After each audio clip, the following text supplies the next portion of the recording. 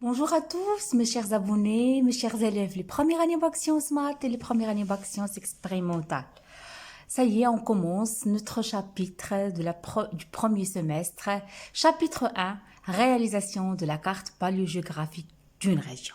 Donc, je pense que pour vous, la notion, bien le mot paléogéographie, il est bien clair pour vous. Vous allez trouver, pour les nouveaux qui viennent de s'abonner à ma chaîne, vous allez trouver dans ma chaîne une petite capsule qui explique la notion de la paléogéographie.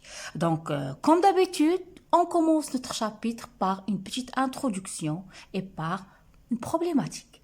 Donc, dans cette introduction, j'ai décidé de vous définir le mot un sédiment. Vu que ce mot va se répéter à maintes reprises, donc il faut savoir qu'est-ce qu'un sédiment. Un sédiment, mes chers étudiants, Raseb, c'est quoi un sédiment? D'où il vient ce mot-là? Un sédiment, c'est le résultat d'une histoire complexe. Oui, c'est toute une histoire complexe, c'est pas une histoire simple, dans laquelle il interviennent de multiples facteurs, ou bien je peux dire dans laquelle il y a intervention de plusieurs phénomènes. Ce sont les phénomènes géologiques externes, c'est la dynamique externe. C'est quoi ces phénomènes? Vous les connaissez, l'altération, l'érosion, le transport, la sédimentation, que je peux donner le dépôt et la diagénèse. Donc c'est ça, l'ensemble de ces quatre phénomènes, de ces trois phénomènes, ça va donner un sédiment. Mes chers étudiants, les observations qu'on fait, qu'on observe, qu'on regarde dans les milieux actuels, que ce soit des milieux marins, que ce soit des milieux continentaux, transposés au phénomène du passé. Ça, c'est clair. Qu'est-ce qui nous permettent ces observations? Ils nous permettent de reconstituer certains éléments des paysages anciens. C'est le principe d'actualisme. Vous allez trouver une petite capsule qui exprime qu'est-ce que c'est le principe d'actualisme مبدأ الحالية. Parce que, je le dis, je le répète à maintes reprises, quel est notre but? C'est la réalisation de la carte paléogéographique. إنجاز الجغرافيا القديمة. استرداد الجغرافيا القديمة. C'est-à-dire, on veut savoir, on veut reconstituer le passé. On veut savoir ce qui est passé il y a longtemps. En se basant sur quoi? En s'aidant de quoi? On va utiliser comme repère, comme indicateur, les roches sédimentaires. Pourquoi les roches sédimentaires? Vous allez me poser la question, pourquoi pas les roches magmatiques, ou bien les roches volcaniques, ou bien les roches métamorphiques? Je le dis, parce que ces roches sédimentaires, ce sont donc les archives, oui, l'archive, ce sont donc les archives des paysages anciens, vu qu'ils renferment des indices, vu qu'ils renferment des informations, des renseignements, des traces d'activité des êtres vivants qui vont nous aider à réaliser la carte paléogéographique, à faire la reconstitution. Ça, c'est clair. Donc, quelles sont les questions à poser dont on doit chercher les réponses? Première des choses, quelles sont les propriétés des roches sédimentaires adoptées pour reconstituer les milieux sédimentaires? On doit connaître quelles sont ces caractéristiques, quelles sont les propriétés des roches sédimentaires. Autre question que je peux rajouter, comment peut-on exploiter les propriétés des roches pour déterminer les conditions de dépôt, pour déterminer les conditions de sédimentation et connaître la nature et les limites des anciens bassins sédimentaires. Donc, on va commencer par un petit grand 1, la classification des roches sédimentaires. Une roche sédimentaire, à ne pas confondre avec une roche métamorphique, à ne pas confondre avec une roche volcanique, que ce soit roche magmatique ou bien roche plutonique. ما هي الصخرة الرسوبية؟ ركزوا معي تلامذتي الأعزاء. الصخور الرسوبية هي صخور خارجية التكوين. C'est une roche qui se forme, à la surface, comme vous voyez, j'ai coloré ça, à la surface du globe terrestre. D'où le nom, c'est une roche exogènes, صخرة رسوبية خارجية التكوين, qui se forment à la surface du globe terrestre, que ça soit dans un bassin sédimentaire marin, un milieu marin, ou bien un milieu continental. Donc, je pense que la définition concernant une roche sédimentaire, elle est bien claire pour vous. Devant moi, une petite figure, un document que je ne vais pas le détailler, seulement je vais vous donner des idées. Ce document, il représente les indices qui nous permettent d'identifier une roche sédimentaire. Donc voilà, premier indice, il y en a des roches sédimentaires qui font effervescence à l'acide dilué à 10%. Il y en a des roches sédimentaires qui ne ليس هناك فوران effervescence il y a فوران. Par exemple, lorsque j'en ai un mot de tête, qu'est-ce que je prends? Je prends de l'iprane. Il y en a des doliprane comprimés, il y a de l'iprane effervescent. أقراص فوارة عندما أضعها في الماء تفور. Donc c'est ça l'effervescence. Aussi, il y a le caractère de combustible. Voilà. Combustible, non combustible. Caractère, il y en a des roches sédimentaires qui ont des odeurs, d'autres qui n'ont pas d'odeur. Des roches sédimentaires qu'on peut railler par le verre, d'autres qui se raillent à l'ongle. Des roches sédimentaires qui sont meubles. À titre d'exemple, le sable, d'autres qui sont compacts tels que le grès. Donc ça, ce sont des informations pour votre culture générale. J'insiste à ce que vous sachiez, mes chers étudiants, les différents noms de certains exemples, je dirais, certains exemples de roches sédimentaires. Comme vous voyez, je travaille avec vous avec le cours de mon cher professeur, un professeur que je peux le considérer numéro 1 au Maroc, c'est le professeur El Andalusi Youssef. Donc j'ai cherché pour vous, j'ai trouvé que ce cours-là, c'est le meilleur pour vous faciliter la tâche à comprendre la géologie, surtout cette partie de premier semestre. Donc, exemple de roche. Il y a le calcaire, il y a le marne, il y a dolomite, il y a le sable. Vous connaissez le sable al-raml, le grès, hajar ramli khashin, l'argile, at-tin, l'évaporite, gypse, le phosphate qu'on va étudier, le charbon et le pétrole. Ce sont des roches qui sont combustibles. Ok? Donc, ça, ce sont des exemples, une clé d'identification d'une roche sédimentaire. Les roches sédimentaires, mes chers étudiants, les premières années bac, on peut les classer selon deux critères. Selon l'origine des éléments qui les constituent et aussi selon regardez avec moi, leur composition chimique.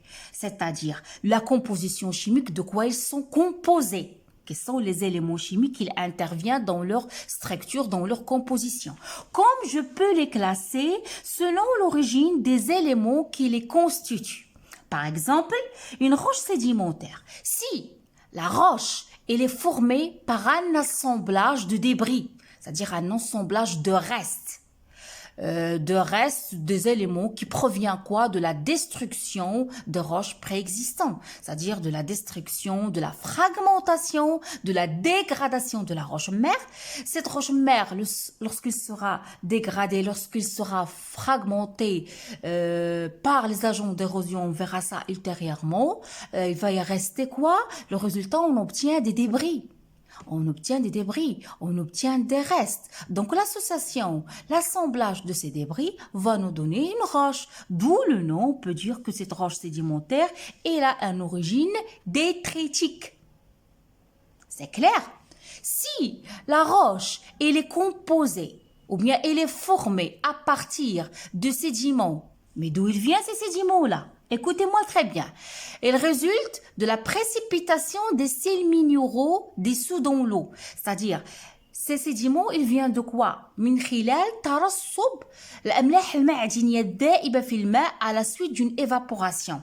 Après, عملية التبخر, évaporation sous une température très élevée, ces Donc l'eau s'évapore, qu'est-ce qu'il reste? Des éléments minéraux, des sels minéraux qui vont se précipiter. Donc si la roche elle est formée à partir de sédiments qui résultent de cette précipitation, je vais dire que ma roche sédimentaire elle est d'origine chimique. أصل كيميائي. Lorsque la roche elle résulte de l'activité يعني نشاط de synthèse assuré par des êtres vivants يعني هناك نشاط إحيائي لكائنات حية. هنا أقول بأن الصخرة الرسوبية la roche sédimentaire elle est d'origine biochimique. Donc retenez bien, selon leur origine on peut dire qu'il y en a des roches sédimentaires qui ont une origine détritique, il y en a des roches sédimentaires qui ont une origine chimique, et il y en a des roches sédimentaires qui ont une origine biochimique. Ce qui m'intéresse moi, c'est l'origine détritique, c'est-à-dire les roches détritiques. Donc on va savoir qu'est-ce que c'est ces roches-là. Donc vous les connaissez, vous avez une idée. Donc les roches détritiques, mes chers étudiants. Donc un exemple de roche détritique, comme vous voyez, les noms de particules, on a les blocs, on a les gros cailloux, on a les petits cailloux, on a le sable, on a le silt, on a l'argile. Comme vous voyez, quelle est la différence entre ces particules-là? C'est la taille. Oui, ça diffère. Les dimensions. Donc, comme vous voyez, la taille des particules, ça change en allant de blocs vers l'argile. Lorsque on a une taille supérieure à 256 mm, ce sont les blocs. Entre 64 et 256 mm, ce sont les gros cailloux. Entre 2 et 64 mm, c'est les petits cailloux. Le nom de sédiments qui réunissent ces trois particules, c'est les graviers. Et la classe, c'est les réduites. C'est clair parce qu'on a trois classes. On a les réduites, on a l'arénite et on a les litites. Je viens de le dire, trois classes des roches détritiques, les rudites, arénites et les litites. Les rudites, ça réunit le gravier.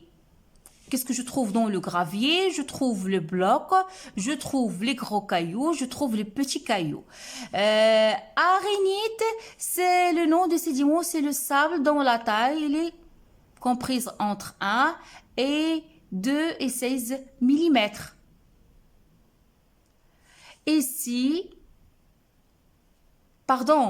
ici entre 1 sur 16, j'ai confondu, vous me pardonnez s'il vous plaît. La taille du sable, c'est entre 1/6 et 2 mm. Lorsque je passe au silt, c'est cette taille-là, et aussi l'argile. Ok? Donc, classe des rudites, classe des arénites, on a le sable, et la classe des lutites, on a le silt et l'argile. Je viens de vous montrer, mes chers étudiants, qu'on peut classer les roches sédimentaires selon les éléments qui les constituent, l'origine des éléments qui les constituent, que ce soit une origine détritique, origine chimique, origine biochimique, comme on peut les classer selon leur composition chimique. Si la roche elle est composée de silice, c'est une roche siliceuse. Donc, à titre d'exemple, le silex. Si la roche elle est composée de silicate d'alumine, classe des roches, c'est argileuse, c'est l'argile, atteint. Si la roche elle est composée de carbonate de calcium, on peut dire c'est une roche carbonatée, c'est le calcaire marne, exemple calcaire marne et dolomite. Si elle est composée de phosphate de calcium, c'est une roche phosphatée, tel que exemple le phosphate. Si elle est composée de la matière organique, c'est une roche carbonée, à titre d'exemple l'anthracite. Si la roche il contient de chlorure, de potassium, de sodium, la classe des roches c'est une roche évaporétique, c'est tel que al-mutabakhirat, vous l'avez vu en première année de collège, tel que le sel. Donc, j'espère que vous avez bien compris cette classification. Donc, là, selon l'origine et la composition des roches sédimentaires, on peut établir un classement assez précis. Roches chimiques, biochimiques, qui sont le produit des phénomènes physico-chimiques ou bien d'une activité biochimique. Ça, c'est un petit résumé. Donc, je peux trouver des roches d'origine chimique, telles que des roches carbonatées, telles que des roches siliceuses, telles que les évaporites. Ce sont ça m'intéresse ces roches-là, المتبخرات مثل الملح. Ce sont des roches salines qui provenant d'un lessivage continental ou d'une évaporation lagunaire. On verra ça lorsqu'on va étudier les lagunes. On a aussi des roches biochimiques qui sont formées par l'accumulation de squelettes des êtres vivants, de tailles ou bien de constructions d'êtres vivants. Ça, c'est un petit résumé. Ce sont l'essentiel que vous devez connaître, s'il vous plaît. Exemple de roches biochimiques, le calcaire d'accumulation, le calcaire construit au récifaux, les roches siliceuses.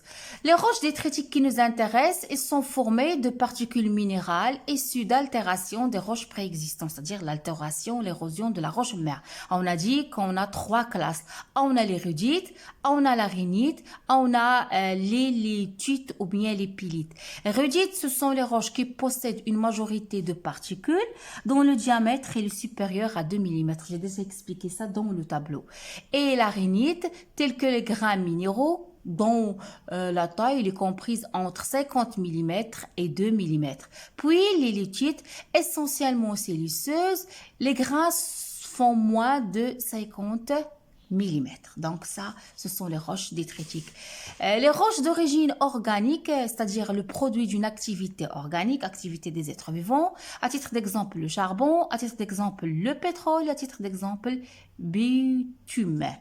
Donc, c'est tout pour cette capsule qui avait pour objectif de vous expliquer qu'est-ce qu'un sédiment, d'où il vient un sédiment, aussi la définition d'une roche sédimentaire. Aussi, vous avez appris les critères de classification des roches sédimentaires à travers une clé d'identification. Vous avez aussi appris que les roches sédimentaires, on peut les classer selon les éléments qui les constituent, à savoir origine détritique, origine chimique, origine biochimique. Vous avez aussi appris que les roches détritiques, on a 3 classes. On a classe d'érudite, arénite, luthite. Et aussi, vous avez appris que la classification des roches peut se faire selon la composition chimique de la roche. Est-ce que le silèce, ou bien le silicate, ou bien le phosphate, etc. Donc, on a des roches détritiques, on a des roches chimiques, on a des roches biochimiques. Donc, j'espère que tout est clair pour cette capsule-là. Donc, je vous donne rendez-vous à la prochaine capsule. Abonnez-vous à ma chaîne. Laissez-moi beaucoup de commentaires et des likes. Au revoir.